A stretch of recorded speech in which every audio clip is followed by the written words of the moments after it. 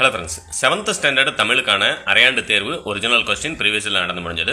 இந்த வருஷம் நடக்கக்கூடிய அரையாண்டு தேர்வில் நீங்கள் எந்த டிஸ்ட்ரிக்டாக இருந்தாலும் அட்டன் பண்ண வேண்டிய 2 மார்க் 3 மார்க் 5 மார்க் கொஸ்டின் எல்லாமே நீங்கள் அட்டன் பண்ணணும் அப்படின்னா எந்தெந்த கேள்விகள் படிச்சிருக்கணும் அப்படிங்கிறது இந்த வீடியோவில் தெளிவாக சொல்லியிருக்கேன். வீடியோவை ஸ்கிப் பண்ணாமல் பாருங்கள். பார்த்து முடிச்சதுக்கப்புறமா இதை பிடிஎஃப் டவுன்லோட் பண்ணுறதுக்கான லிங்க் டிஸ்கிரிப்ஷன்லையும் முதல் கமெண்ட்லையும் கொடுத்துருக்கேன். நீங்கள் போய் டவுன்லோட் பண்ணிக்கலாம்.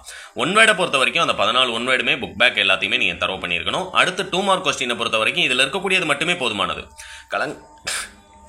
கலங்கரை விளக்கத்தில் எந்த நேரத்தில் விளக்கு ஏற்றப்படும், தோணி என்னும் சொல்லின் பெயர் காரணத்தை கூறுக, நூல்களை எவ்வாறு படிக்க வேண்டும், இது புக் பேக்.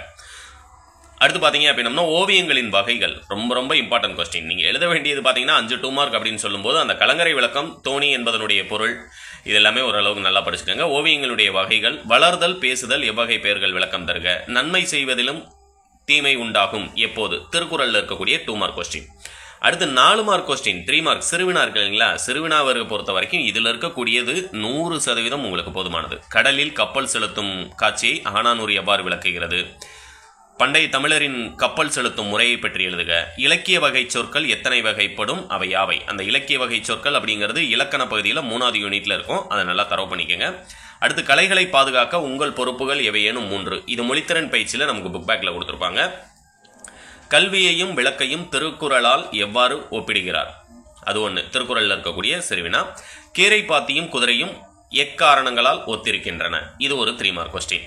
அடுத்து மனப்பாட பாடலை பொறுத்த வரைக்கும் இதுதான் கேட்பாங்கன்னு சொல்ல முடியாது. உதாரணத்திற்கு இதில் வைப்பலி கோட்படா என தொடங்கி அல்லபிற என முடியும் அழியா செல்வம் பாடலை எழுத சொல்லியிருக்காங்க. அடுத்து தொட்டனை தூரும் மணற்கேணி திருக்குறள் எழுத சொல்லியிருக்காங்க. திருக்குறள் 3 தான் இருக்குது அப்படிங்கிறனால 3யுமே நல்லா திரும்ப திரும்ப எழுதி பார்த்துருங்க.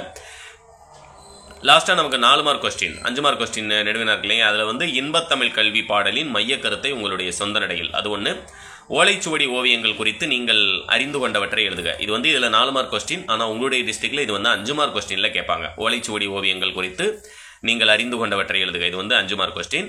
அடுத்து லாஸ்ட்டாக பார்த்தீங்கன்னா தமிழோரில் இடங்கள் கதையை சுருக்கி எழுதுக, ஆழ்கடலின் அடியில் கதையை சுருக்கி எழுதுக. இந்த 2 தான் இருக்குன்றனால 2யுமே தெளிவாக படிச்சிருந்தீங்க அப்படின்னா உங்களால் 4 மார்க் கொஸ்டின் ஈஸியாக எழுத முடியும். லாஸ்ட்டாக உங்களுக்கு 6 மார்க் கொஸ்டினை பொறுத்த வரைக்கும் எங்கள் ஊர் என்ற தலைப்பில் ஒரு கட்டுரை, அடுத்து முன்னுரை, அமைவிடம், பெயர் காரணம், தொழில்கள், சிறப்பு மிக இடங்கள், திருவிழாக்கள், மக்கள் ஒற்றுமை அப்படிங்கிற தலைப்பில் ஒரு கட்டுரை எழுத சொல்லியிருக்காங்க.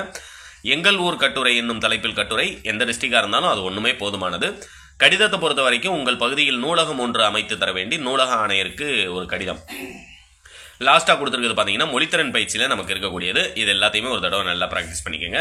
இந்த பிடிஎஃப் டவுன்லோட் பண்ணுறதுக்கான லிங்க் டிஸ்கிரிப்ஷனில் கொடுக்குறேன், டவுன்லோட் பண்ணுங்கள். உங்களுடைய ஃப்ரெண்ட்ஸ்க்கும் மறக்காமல் ஷேர் பண்ணிடுங்க. தேங்க்யூ.